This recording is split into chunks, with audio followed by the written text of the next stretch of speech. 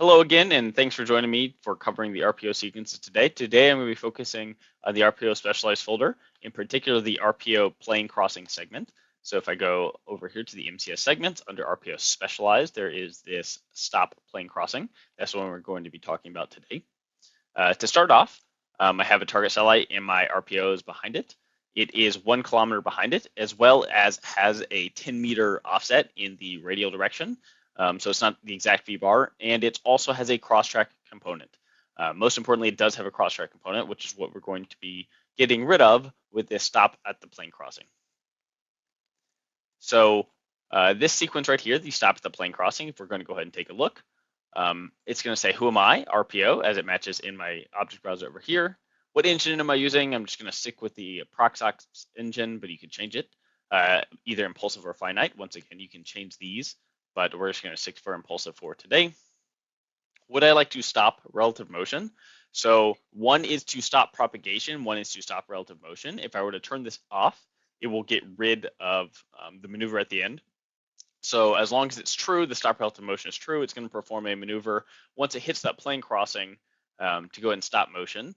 And then what plane is it stopping on? It's going to stop on the RIC plane, so the radial in-track plane. So when it hits the radial in-track plane, it's going to stop.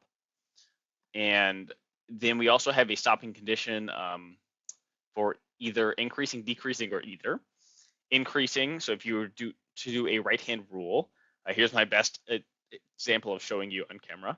So if my pointer finger is in my radial direction, my middle finger is in the in-track direction, my thumb is going to be in the cross-track direction. So if I'm going to be going towards my thumb, that would be increasing.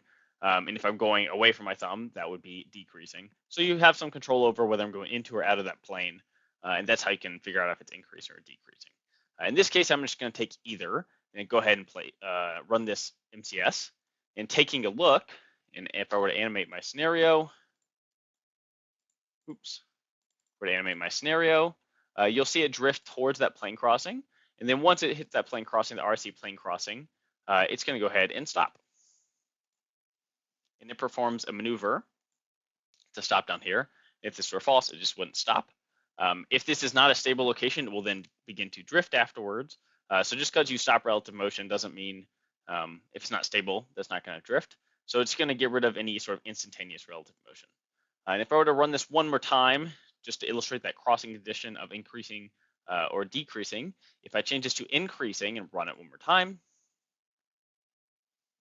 it's going to wait a little bit longer. It's actually going to propagate through this first crossing, which is a decreasing crossing, go back around. The next time it hits, that's the increasing crossing, and it'll stop over here. All right, so that is the stop on the plane crossing segment. Thanks for joining me.